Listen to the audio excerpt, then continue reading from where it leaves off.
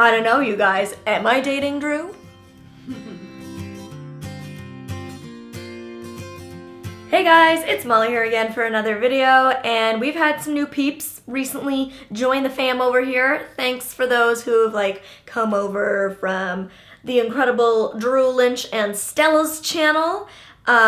Welcome. There's been a lot of incoming questions and curiosities, a lot of which have already been answered on the channel, especially questions about my blindness or my guide dog. So all of those questions are probably already answered in my doggy vloggy playlist or my everything blind playlist. So I'll link both of those down below. Feel free to explore. Feel free to binge watch.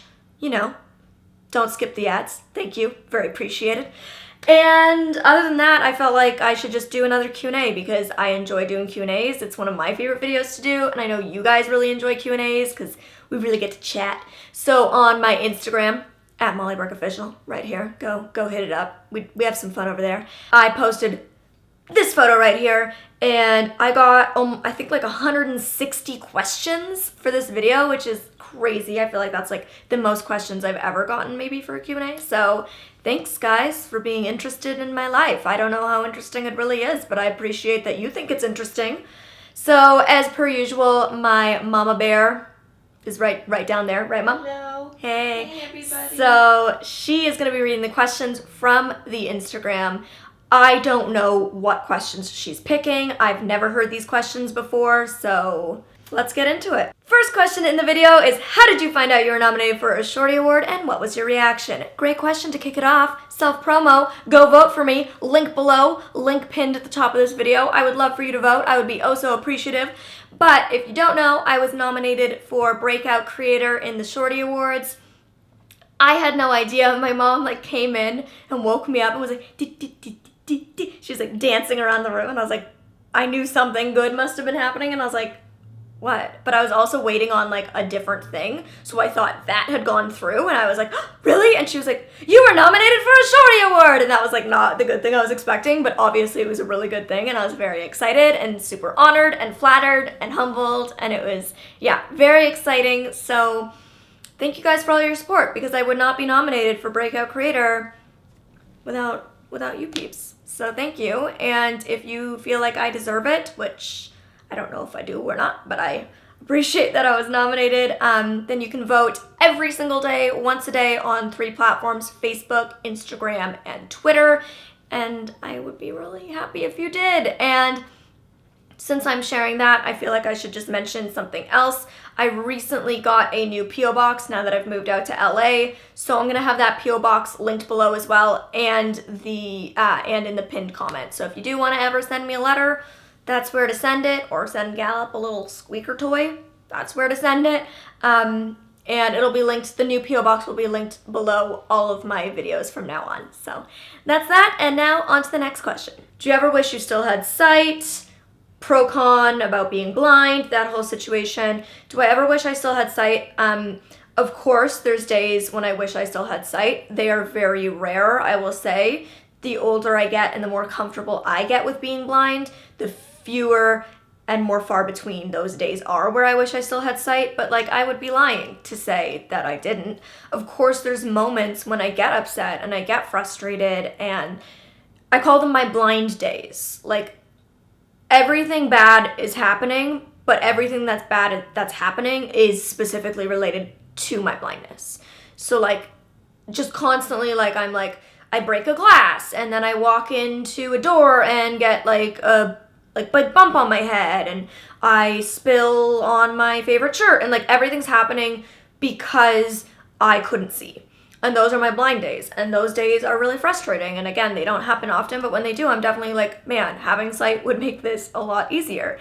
Or when I just really get this urge to jump on a bike and go for a bike ride, or go for a run on my own. I can't do those things. And so those are moments when I'm it would be really great to have sight right now, but for the most part, and those of you who have watched me for a long time know, I don't personally at this point in my life think I would ever take a cure. I don't personally at this point want one. That might change again, but that's where I'm at right now. I'm very comfortable and happy and content with being blind. And then pros and cons. The biggest pro is I feel like it's forced me to become more confident more self-assured and have more purpose than most 23 or 24-year-olds. I feel like it's allowed me to mature and grow and explore myself a lot more than most people my age have. So I feel like that's been a big pro. It's really led me to have a very specific passion and path in life, and I'm really grateful for that. And it's just, allowed me to meet a lot of amazing people and have great experiences that would have never happened if I was still sighted. The biggest con is probably not being able to drive. I think that's like an easy go-to. It sucks not being able to drive. Black Eyed Blonde said they've been with me since about 5,000 subs, so thank you so much for your support. I really appreciate my OGs. And they were wondering if, now that I'm on my own in LA, like how will I know when I've made it to the right place? If I go out and try to get to a store, will Gallup know? Will I know? What's the process like? So that's O&M, or orientation and mobility, is learning different specific routes to get to different places. Gallup definitely knows. There's certain places I can just say the name and he'll know. Like back where I'm from, I could say Starbucks and he knew where our Starbucks was and how to get me there. So there's definitely things like when we've done it enough. Even the other day I was walking somewhere and he turned into a store I had previously gone to another day. And that's not where I wanted to go, but I said, good boy, like that's right, that is somewhere we go, good job, but we're not going there today, and had him keep going. So definitely, like every time he goes somewhere where we've previously been, and I'll probably go again, I reward him, I tell him he's done a good job finding that place for me, but that might not be where we're going, so let's go to the next place. So he'll know, like once we've done stuff, he gets used to it and he knows where I want to go. So that's definitely one aspect of it. I mean, Gypsy, my first guide dog, back in high school, she would know my class schedule. By like a week or two into a semester, she would have learned my class schedule.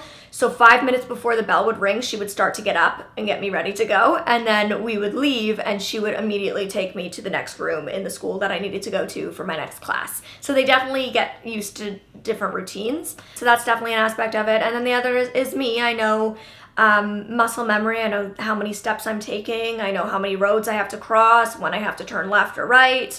I use my ears to hear different noises that might be a sound cue of where I'm going, that kind of thing. So it's definitely a combo. Oh, the curiosities. Are you dating Drew? I feel like so many people have asked this question on my channel, on his channel, on social media. This has been like the thing. We've seen hashtag Drawly, hashtag Dolly, hashtag Mru, hashtag Meow, which is the personal fave of us. I think it's kind of fun letting people speculate. So, I don't know, you guys. Am I dating Drew? So, I was asked about dating, another dating question, which, you guys, new city, fresh start, a whole new dating pool of men. It's exciting. And so this person was wondering, what do I look for now when I date? And has it changed? And do I think it's funny that people date based on looks? Number one, I don't think it's funny that people date based on looks. I think we all have preferences. There's somebody for everybody. And I think that's actually really cool. I think it's really special. Like I have a friend and he only likes to date tall girls, like model tall, like 5'11", 6 feet tall. And I'm 4'10.5". So he like would just never date somebody like 5'3", 5'4", because he's like, it doesn't matter how attractive they are, I'm just not attracted to them. And I think that's great because there's guys that like us short girls and there's guys that like tall girls and there's guys that like those thick curvy girls and there's guys who like really petite girls and vice versa for men too. There's girls that like these things in men. I like shorter guys. That's my preference. And so, yeah, I don't think it's silly that people date based on looks. I don't think you should solely date somebody based on looks. I think there should be a lot more that goes into it. But I think having an initial attraction to somebody because of their looks isn't necessarily a bad thing. And I definitely have like physical preferences, things that I like still, even though I can't see. I made a whole video about what I find attractive in a man physically, so I'll link that video down below as well if you're interested in learning more about my preferences and why I have them. Definitely being blind has changed how I date and how I am attracted to people. In terms of like non-physical things, I like somebody who can make me laugh. I like somebody who's very intelligent and I can have like a deep intellectual conversation with. That's really important to me.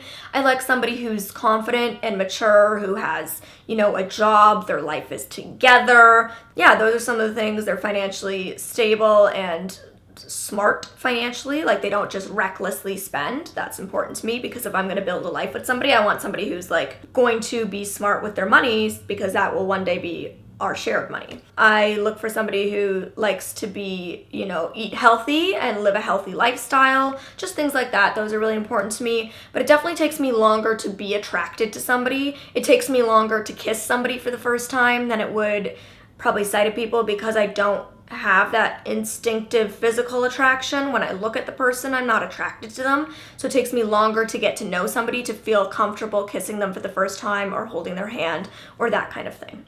Oh, this has been such a popular question. When I see light, can I see the color of the light? I've been asked this for years, and I don't know if I've ever answered the question before, but it gets asked all the time.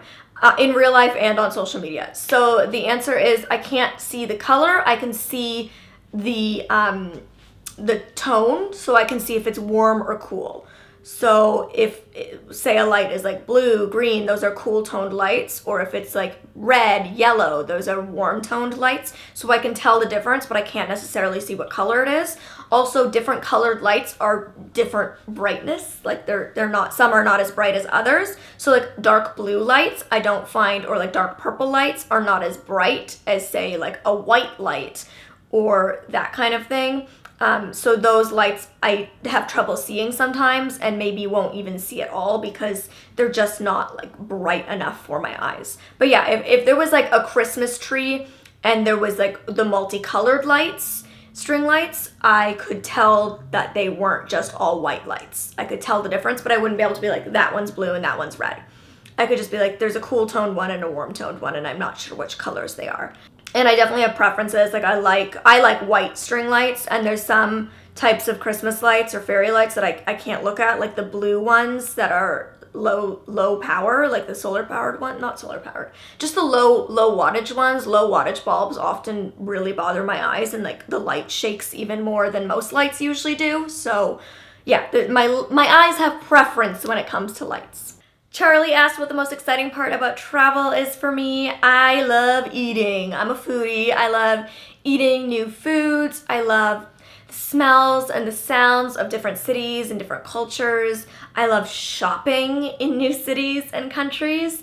I find that really fun. So probably food and shopping and just like the ambiance of a new place. Jenna asked what age I realized I was blind, and I don't know if there was like an exact age when I realized, but there was moments throughout my life where it was like slowly hitting me and kicking in at different levels. I actually made a video about the moments I realized I was going blind, so I will also link that down below. This description box is gonna be like a little party of knowledge and information and things to click on. The friendly redhead, which great name, I'm glad you're friendly. And also I love red hair. My mom's a redhead, right, Mom? Yes. Yes. Asked when my mom is not around or my friends aren't around to lend me their eyes. What is my favorite solo activity to do? I love singing. I love suspension yoga, Pilates, horseback riding, downhill skiing. I recently got into meditation, so I really like meditation. Those are probably my favorite things that I can do without like my mom or my friends. Downhill skiing, I obviously have somebody help, and other than that, I think for the most part it's like, yeah, like a yoga instructor or something, but that's not my friend. So I can do that on my own. I can walk to yoga, do yoga, and come home on my own without a friend or a family member, and I feel like the rest of the activities are the same. How about Steve wants to know if I have any plans to star in movies anytime soon, and I don't, but I would love to, so you know. If you've got any connections, let me know. I'd be down. So I was asked if I also like cats or if I'm more of a dog person. I love cats. Oh my god, I want a Bengal cat. I want a ragdoll cat. I want a lavender tipped ragdoll. I want a munchkin cat. I want all the cats. I love cats. And my bedroom, you'll see in my apartment tour, but it definitely has a bit of a cat vibe, cat theme happening in here. So you'll see that soon. Very soon. And I think we'll do one more question to wrap this video up.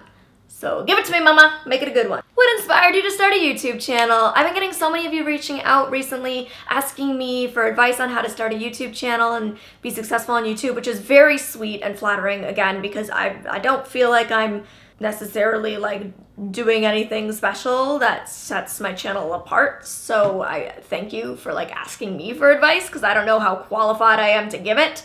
But what inspired me to start a YouTube channel was multi-layered. I've always loved YouTube as a viewer, and I felt like I needed another creative outlet because I was a full-time motivational speaker, and I just left the company I was working for to start my own speaking business. I felt like I just needed another creative outlet outside of just speaking, and something to fill my time as I was building a business, and YouTube felt like that perfect thing. As a speaker, I can only ever speak to so many live audiences a year and travel to so many places a year, but with, you know, the content that I make on YouTube, it lives forever, and 3 years later, you can still find my first video, which is cringy. Don't go watch it, please don't.